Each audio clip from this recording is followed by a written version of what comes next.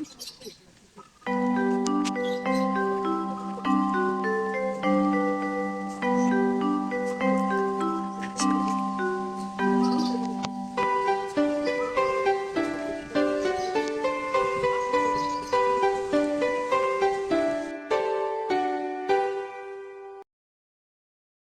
warahmatullahi wabarakatuh, sahabat PAUD. Kembali lagi bersama saya Tri Susanti yang akan memandu podcast pada kali ini. Baik, bagaimana kabarnya Murani hari ini? Alhamdulillah luar biasa, Allahu Akbar. Ya, masih tetap menjaga semangatnya ya. Selain jadi ibu rumah tangga, jadi mahasiswa, wah luar biasa padatnya pokoknya. Awal ini tentang tema pada kali ini itu tentang penilaian kelembagaan PAUD, begitu ya. Hari ini kita akan berbicara tentang penilaian lembaga PAUD.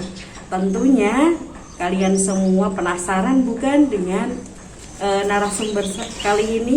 Akan kita hadirkan bersama ibu dari dua anak yang semangatnya luar biasa, masih menempuh pendidikan jenjang S2. Ya, inilah dia Ibu Rani Puspitasari yang berasal dari Sleman, Yogyakarta. Nah, apa sih penilaian kelembagaan performance itu? Ibu Santi, saya akan menjawab pertanyaannya.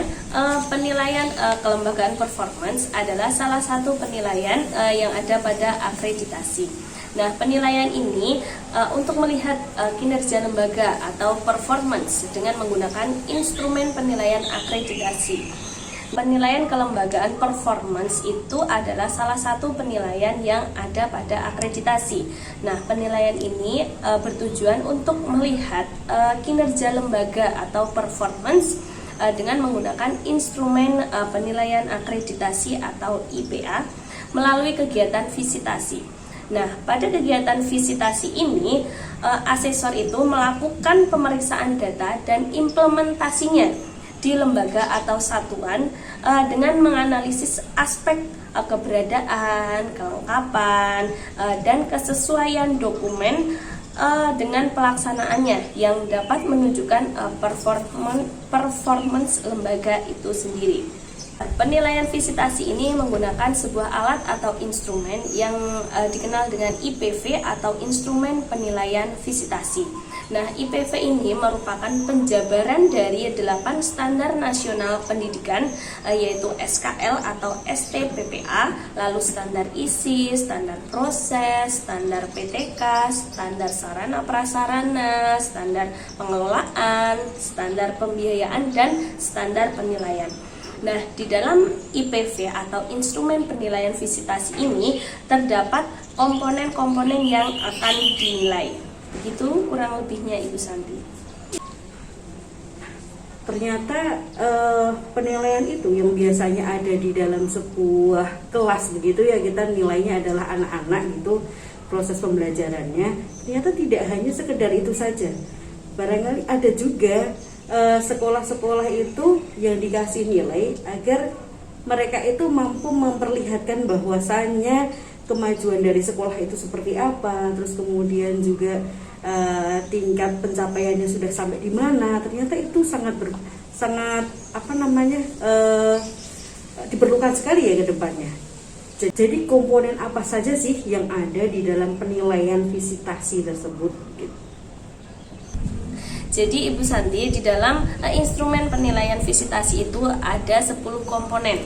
Yang pertama yaitu stimulasi pendidik pada aspek nilai agama dan moral, lalu yang kedua pada aspek fisik motorik, yang ketiga kognitif, 4 bahasa, lalu sosial emosional, lalu stimulasi, yang keenam stimulasi pendidik pada proses pembelajaran juga. Nah, selanjutnya komponen yang terdapat pada instrumen penilaian visitasi juga fasilitasi satuan pendidikan, lalu keamanan dan lingkungan, dukungan orang tua, yang terakhir yaitu membiasakan perilaku hidup sehat. Jadi instrumen penilaian visitasi ini lebih menekankan pada kualitas proses dan hasil pembelajaran di satuan PAUD. Nah, serta memiliki dampak real atau performance baik terhadap peserta didik maupun satuan pendidikan atau lembaganya. Nah, IPF ini juga mengedepankan pada pembuktian kualitas real atau sesungguhnya dibandingkan dengan mengecek keberadaan dokumen terkait dengan 8 standar pada standar nasional pendidikan. Baik, Mbak Rani, kalau tadi kita sudah berbicara tentang komponen nih, selanjutnya kita akan berbicara tentang konsepnya. Bagaimana sih konsep tentang penilaian PAUD itu tersendiri, kemudian juga bagaimana teknik pengolahan hasilnya, kemudian juga sampai penilaian PG PAUD itu tersendiri. Jadi Ibu Santi, konsep penilaian pada PG PAUD adalah sebuah aspek penilaian yang dilakukan untuk mengetahui perkembangan mahasiswa selama proses pembelajaran itu. Nah, dengan adanya penilaian, dosen dapat melakukan evaluasi apakah kurikulum itu tercapai atau belum. Ibu, terkait dengan teknik penilaian PG PAUD itu dapat menggunakan metode atau cara yang bisa dilakukan, yaitu dengan metode tes dan metode non-tes. Nah, menarik ini kalau ada dua metode. Tadi ada disebutkan bahwasanya ada metode tes dan non-tes. Nah, apa nih bedanya metode tes dan non-tes itu? Baik Ibu Santi, perbedaan antara metode tes dan metode non-tes itu bahwasanya metode tes itu ada sejumlah pertanyaan yang harus dijawab. Sedangkan metode non-tes itu adalah penilaian langsung berdasarkan hasil dan proses belajar. Nah, semakin menarik sebenarnya perbincangan kita kali ini. Maka instrumen apa saja sih yang dapat digunakan dalam penilaian itu? Jadi Ibu, instrumen penilaian itu tuh sangat beragam dan dapat disesuaikan oleh pendidik berdasarkan fungsi dan tujuannya. Nah, contoh atau beberapa bentuk instrumen yang dapat digunakan dalam penilaian itu berupa lembar observasi, daftar cek, skala Likert, portofolio, dan lain sebagainya. Setelah kita mengetahui nih teknik penilaian PG PAUD, bagaimana sih sekarang teknik pengolahan hasil dari penilaian itu sendiri? Jadi teknik pengolahan hasil penilaian PG PAUD itu ada 3. Yang pertama yaitu PAP atau penilaian acuan patokan, yaitu hasil yang dicapai masing-masing mahasiswa dibandingkan dengan kriteria yang telah ditetapkan sebelumnya.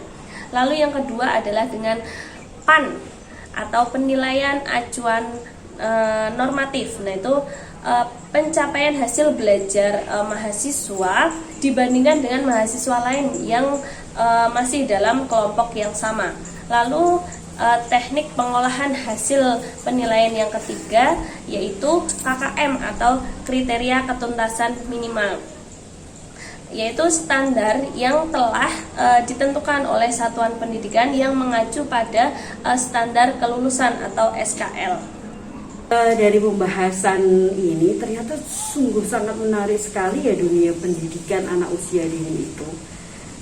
Begitu banyak sekali hal yang belum kita ketahui begitu. Kalau kita ada di ranahnya mahasiswa gitu ya, barangkali kita hanya dapat teorinya saja, tapi begitu kita masuk ke dalam dunia kerja atau ke lapangannya, banyak sekali hal-hal baik yang akan kita dapatkan gitu. Oh, ternyata sahabat PAUD, saya juga cukup bersedih karena waktu kita yang terbatas. Saya ucapkan terima kasih sudah mendengarkan podcast kami. Saya juga ucapkan terima kasih kepada narasumber kita hari ini, Ibu Rani Puspitasari, yang masih semangat dalam menuntut ilmu dan juga sebagai ibu rumah tangga. Saya tutup kembali dengan pantun, buah nanas buah ceri dicampur gula enak sekali. Cukup sekian pertemuan kali ini, semoga kita bisa berjumpa di kemudian hari. Saya Tri Susanti pamit undur diri. Wassalamualaikum warahmatullahi wabarakatuh.